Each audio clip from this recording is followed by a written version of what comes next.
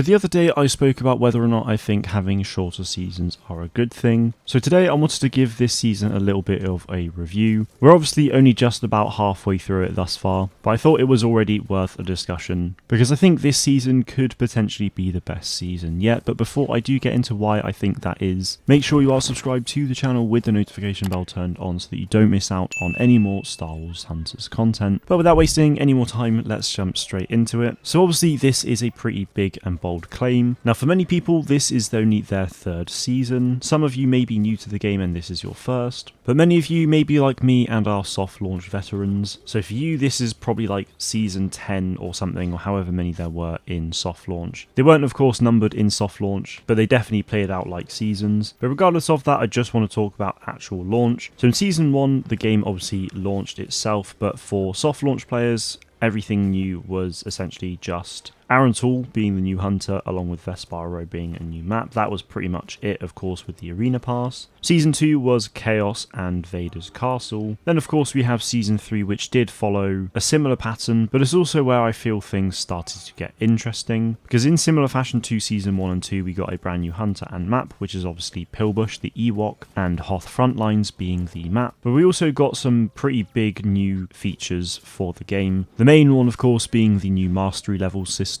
which to me feels a little bit like a Prestige-like system from Call of Duty. And then we have the Arena Vaults as well. Now obviously I'm not a huge fan of the Arena Vaults, as many of you are probably aware by now, but I know plenty of people are, so absolutely fair enough. But for me personally, I just feel like this season adding those two things has given me a bit of a sense of hope and aspiration for the future of the game, because it was the first time we've really seen new gameplay features and just things to do and get excited about that isn't the same old hunter map and new cosmetics. So I feel like to me that lit a little bit of a spark, and potentially the shorter season helps with that as well, because we are even closer to new content on a regular basis, assuming of course they stick to these now 6 weeks rather than 8. So that is very exciting. Now if we compare all of the new hunters and maps together, I've been a big fan of all 3 hunters, but for me personally Pilbush is definitely my favourite addition so far. She's a huge amount of fun to play, she's very powerful and can be insane in the right team composition, but she isn't unkillable either, which is definitely a very good thing. And then the Hoth Frontlines map as well is just a huge amount of fun. Vesparo Row is probably one of my least favourite maps in the game, but is a really nice addition with it actually being on Vespara. Vader's Castle, when that released, was easily my favourite map in the game, and it still is up there. But something about Hoth for me is just awesome. It's a map that I've wanted to see for a very long time, and we've known about this map called Frontlines for a long time because of the book. So to see that finally in the game is great, and I just love the verticality that they have with the map. It's a lot of fun to navigate and just feels so good in every game mode. So I feel like the level designers and environment team have just done a fantastic job with that. And to everyone who's just worked on the hunters and maps in general over the last few years, all of them I personally feel have been really incredible and the true lifeblood of this game. So hopefully we do keep seeing them on a consistent basis. But also what really makes a game stand out for me is when it gets additional gameplay features or new systems implemented that overall help the user experience. And for me the Hunter's Mastery level is just that. Now if you want to really simplify it, the Mastery levels are of course just more levels to grind, but I feel like they've really taken it one step further with the whole different portrait colours, the naming of it. It really feels like there's something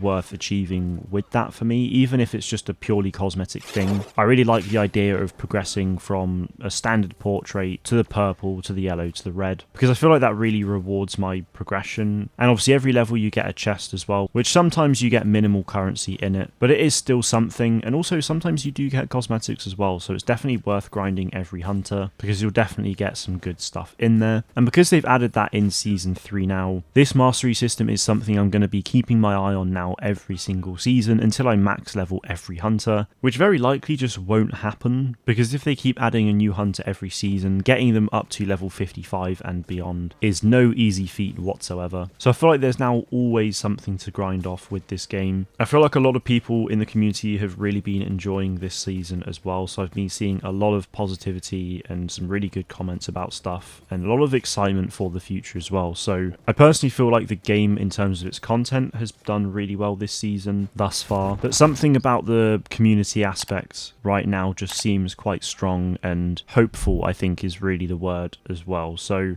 far this is definitely my favourite season. I think the team on Star Wars Hunters have been doing a great job so far. I'm very excited to see what comes next. But that is going to be it from me today. Let me know what you guys think about all of this in the comments below. Do you think this is the best season as well or not? Thank you all very much for watching, and may the Force be with you always.